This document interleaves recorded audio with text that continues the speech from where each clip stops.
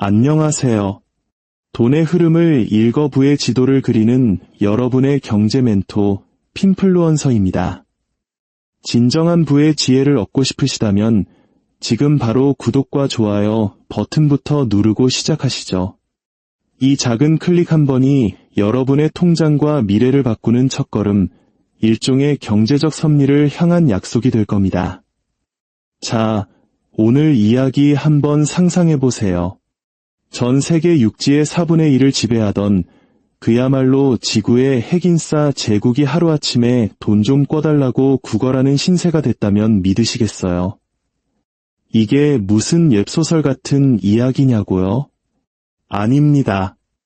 이건 역사적 팩트입니다. 때는 1949년 9월 19일 영국 의회입니다. 스테퍼드 크립스라는 재무장관이 연단에 섭니다. 장내는 숨막히는 긴장감으로 가득 차 있었죠. 그의 입에서 나온 말은 역사에 박제됩니다. 파운드 스털링화의 가치를 하룻밤 사이에 30% 절하하겠습니다. 여러분, 이게 무슨 의미인지 아시나요? 지난 100년 넘게 세계 최강의 통화, 오늘날의 달러와도 같은 위상을 가졌던 파운드화의 가치를 영국 정부가 스스로 폭락시킨 겁니다. 이건 단순한 정책 조정이 아니었어요. 이건 항복 선언이었습니다. 나폴레옹을 꺾고 인도를 지배하고 두 번의 세계대전을 승리로 이끈 대영 제국이 이제 완전히 돌이킬 수 없이 전 세계 앞에서 파산했다고 공표한 순간이었죠. 그런데 사람들은 진짜 이유를 잘 모릅니다. 대영 제국은 전쟁터에서 패배해서 망한 게 아니에요. 식민지들의 반란 때문에 무너진 것도 아니죠. 제국을 무너뜨린 건 훨씬 더 평범하면서도 치명적인 것, 바로 비리였습니다. 그리고 가장 소름 돋는 부분은 그때와 똑같은 경고등이 지금 바로 오늘날 미국에서 번쩍이고 있다는 겁니다. 제국은 다르고 시대도 다르지만 느리고 조용하게 진행되는 붕괴의 시나리오는 이미 시작됐을지도 모릅니다. 어떻게 이런 일이 벌어졌는지 알려면 시간을 20세기 초로 되돌려야 합니다.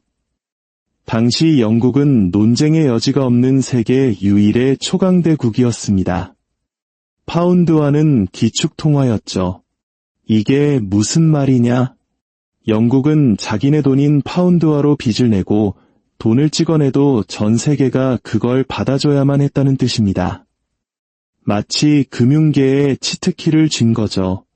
다른 나라들이 영국의 빚, 즉 영국 국채를 보유하게 함으로써 제국은 스스로 자금을 조달했습니다. 이 방식 어디서 많이 들어보지 않으셨나요? 맞습니다. 오늘날 미국이 달러로 똑같이 하고 있는 일이죠. 1900년 영국의 국가부채는 GDP의 30% 수준에 불과했습니다. 나폴레옹 전쟁 이후 수십 년간 재정 건전성을 유지한 덕분이었죠. 모두가 영국은 대마불사, 절대 무너지지 않을 거라고 믿었습니다. 하지만 그 환상은 제1차 세계대전과 함께 산산조각 났습니다. 1914년에서 1919년까지 단 5년 만에 영국의 국가부채는 6억 5천만 파운드에서 77억 파운드로 10배 이상 폭증합니다. GDP 대비 부채 비율은 148%에 달했는데 이건 오늘날 미국이 비슷한 기간 동안 30조 달러의 적자를 내는 것과 맞먹는 수준입니다. 더 충격적인 사실은 영국이 세계 최대의 채권국, 즉 돈을 빌려준 나라에서 세계 최대의 채무국, 돈을 빌린 나라로 전락했다는 겁니다.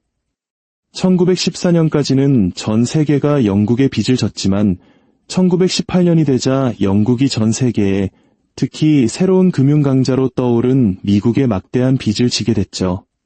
전쟁은 영국의 금 보유고를 바닥내고 수출을 붕괴시켰으며 엄청난 화폐 발행을 강요했습니다. 경제학자들은 바로 이 시점을 영국 패권의 종말이 시작된 순간으로 기록합니다. 1920년대와 30년대 내내 영국은 전쟁 빚의 무게에 짓눌려 허덕였습니다. 1934년에도 여전히 미국에 44억 달러의 1차 대전 빚을 지고 있었죠. 많은 영국인들은 그 빚은 돈이 아니라 우리 젊은이들의 피로 이미 갚았다고 항변했습니다. 결국 1934년 영국은 미국에 대한 전쟁비 상환을 중단하며 디폴트, 즉 채무 불이행을 선언합니다. 당시 재무장관이었던 네빌 체인벌린은 개 한 마리 짖지 않았다며 애써 태연한 척했지만 장기적인 손실은 엄청났습니다. 이 디폴트 사건으로 미국 내 고립주의 여론이 강해졌고 2차 세계대전이 발발했을 때 미국이 영국을 돕는 것을 극도로 꺼리게 만드는 원인이 됐죠. 1차 세계대전이 영국 경제에 상처를 입혔다면 2차 세계대전은 그 상처에 소금을 뿌리고 숨통을 끊어버렸습니다. 1945년 국가부채는 GDP의 200%를 초과했습니다. 정부 지출의 절반 이상이 전쟁 비용으로 나갔고 수출은 박살났으며 국가는 오직 미국의 원조에 의존해 겨우 연명하는 신세가 됐습니다. 그런데 최악의 재정 부담은 미국의 진 빚만이 아니었습니다. 바로 스털링 밸런스라는 것이었죠. 이건 전쟁 중에 영국을 도왔던 인도나 이집트 같은 동맹국들에게 진 빚이었습니다. 1945년까지 영국은 인도에 12억 5천만 달러, 이집트에 4억 5천만 달러를 포함해 총 30억 달러가 넘는 빚을 지고 있었습니다. 정말 뼈아픈 아이러니죠. 수세기 동안 식민지를 착취해 불을 쌓았던 영국이 이제는 그 식민지들에게 빚쟁이가 되어 돈 갚으라는 독촉을 받게 된 겁니다. 갑을 관계가 완전히 역전된 거죠. 전설적인 경제학자 존 메이너드 케인스는 이 빚을 해결하지 못하면 영국이 전 세계에 배치된 군대를 철수시켜야 할 것이라고 경고했습니다. 그의 예언은 정확했습니다. 1945년 승전의 축포가 채 식기도 전에 트루먼 미국 대통령은 무기대여법 프로그램을 종료시켜버립니다. 영국의 생명줄이었던 전시 원조가 하룻밤 사이에 끊긴 거죠. 수출할 물건도 외환 보유고도 달러도 없는 영국은 구걸할 수밖에 없었습니다. 1946년 미국으로부터 37억 5천만 달러, 오늘날 가치로 약 600억 달러에 달하는 차관을 간신히 확보합니다. 하지만 여기에는 치명적인 조건이 붙어 있었습니다. 바로 파운드화를 달러로 자유롭게 교환할 수 있게 만들어야 한다는 것이었죠. 이 조건은 영국의 관 뚜껑에 마지막 못을 박는 격이었습니다. 태완성이 시작되자마자 파운드화를 들고 있던 나라들이 너도 나도 달러로 바꾸기 위해 달려들었습니다. 영국의 외환 보유고는 거의 즉시 증발해버렸죠. 결국 1947년 영국 정부는 태완성을 중단하고 국내의 지출을 대폭 삭감해야만 했습니다. 그리고 마침내 운명의 날 1949년 9월 19일이 온 겁니다. 파운드화의 30% 평가절하. 영국의 기축통화 지위는 공식적으로 끝났고 파산은 더 이상 부인할 수 없는 현실이 됐습니다. 빚은 단지 경제만 파괴한 게 아니었습니다. 제국 그 자체를 해체시켰죠. 1947년 인도가 독립한 것은 영국이 자비를 베풀어서가 아니라 인도를 통치할 돈이 더 이상 없었기 때문입니다. 1년 후 영국은 팔레스타인에서 철수했고 곧이어 그리스와 터키에서도 발을 빼며 미국에게 그 자리를 맡아달라고 부탁했습니다. 이 순간이 바로 미국을 새로운 세계 경찰로 공식 임명한 트루먼 독트린의 탄생 배경입니다. 패턴은 명확했습니다. 대영 제국은 반란이나 패전이 아니라 파산으로 붕괴했습니다. 최후의 굴욕은 1956년 수에즈 위기 때 찾아옵니다. 이집트 대통령이 수에즈 운하를 국유화하자 영국, 프랑스, 이스라엘이 이집트를 침공합니다. 군사적으로는 성공했지만 승리는 단 며칠뿐이었습니다. 미국이 무기가 아닌 금융으로 개입했기 때문이죠.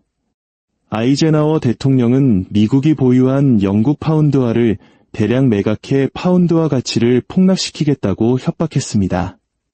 단 3일 만에 영국 중앙은행은 4,500만 달러의 외환을 잃었고 미국은 영국이 철수에 동의할 때까지 IMF 구제금융도 막아버렸습니다. 일주일도 안 돼 영국은 휴전에 동의했습니다. 메시지는 분명했죠. 제국은 끝났다.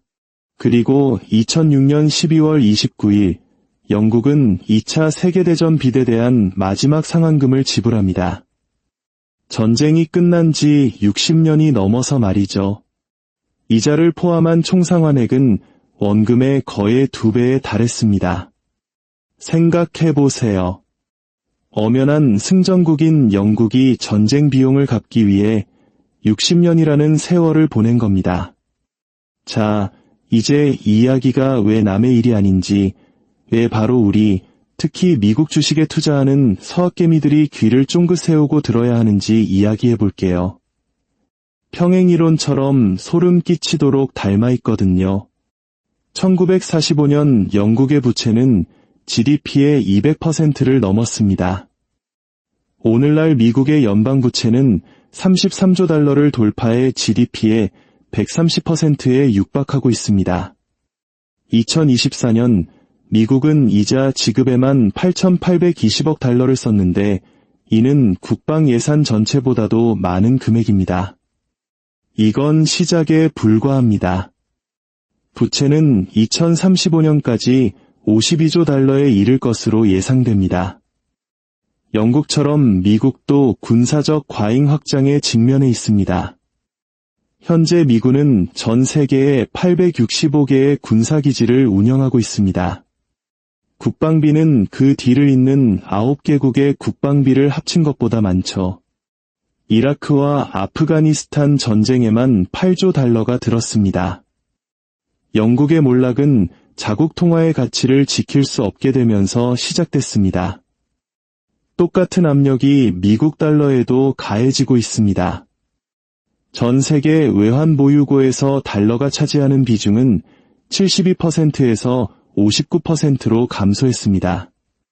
브릭스 국가들을 중심으로 달러를 대체하려는 움직임도 활발하죠. 더 무서운 건 1956년 미국이 영국에게 했던 것처럼 언젠가 중국과 같은 미국의 채권국들이 금융을 무기로 미국을 압박할 수 있다는 점입니다. 현재 외국이 보유한 미국 부채는 7조 7천억 달러가 넘습니다. 역사학자 니얼 퍼거슨은 간단한 법칙을 제시합니다. 강대국이 국방비보다 비디자에 더 많은 돈을 쓰기 시작하면 그 나라는 더 이상 강대국이 아닐 위험에 처한다. 미국은 2024년에 바로 그 선을 넘어섰습니다. 물론 차이점도 있습니다. 미국 경제는 영국보다 훨씬 거대하고 아직은 세계의 기축통화를 통제하고 있죠. 하지만 이런 이점들은 시간을 벌어줄 뿐 경제의 현실을 바꾸지는 못합니다.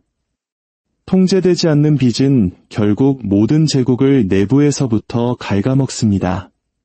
그렇다면 우리는 무엇을 주시해야 할까요? 첫째, 국방비를 초과하는 이자 비용. 이미 현실이 됐죠. 둘째, 달러 패권의 약화. 셋째, 해외 주둔 미군의 철수와 같은 강제적인 긴축. 넷째, 재정 개혁을 막는 정치적 교착 상태. 영국의 경험은 제국이 정말 어떻게 끝나는지를 보여줍니다. 폭발이 아니라 탈진으로 끝나는 거죠. 1914년부터 1949년까지 영국이 세계 최정상에서 금융 붕괴에 이르기까지 걸린 시간은 단 30년이었습니다. 미국은 2001년부터 이미 20년 넘게 막대한 적자를 기록하고 있습니다. 패턴이 섬뜩할 정도로 비슷합니다. 붕괴는 서서히 오지 않습니다. 점진적으로 쌓이다가 어느 순간 갑자기 무너지죠.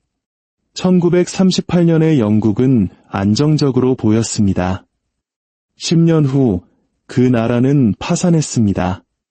필요한 건 단 하나의 충격, 바로 2차 세계대전이었습니다. 미국의 충격은 무엇이 될까요? 또 다른 대규모 전쟁, 부채 위기, 아니면 미국 국채의 동시다발적 매각? 알 수는 없지만 취약점은 명백히 보입니다. 영국의 몰락이 주는 교훈은 간단합니다. 초강대국의 빚이 감당할 수 있는 수준을 넘어서면 선택을 해야 합니다. 개혁이냐, 쇠퇴냐. 영국은 둘 다 하려다 둘 다 실패했습니다. 시간을 벌면 문제가 해결될 거라 믿으며 지연하고 평가절하하고 채무를 불이행했죠. 그 결과는 수십 년간의 경제적 약세와 굴욕뿐이었습니다. 오늘날 미국은 똑같은 기로에 서 있습니다. 재정 정책을 개혁하고 점진적인 전환을 관리할 것인가? 아니면 이번에는 다르다고 계속해서 현실을 외면할 것인가? 경고 신호가 헤드라인을 장식하기 전에 그 징후를 읽어내야 합니다. 금융위기가 모두에게 명백해졌을 때는 행동하기엔 이미 너무 늦은 후입니다. 대영 제국의 몰락은 전쟁터가 아닌 대차대조표에서 패배했다는 역사상 가장 명확한 교훈을 남겼습니다. 과연 우리는 이 교훈을 받아들일까요? 아니면 너무 늦을 때까지 부정할까요?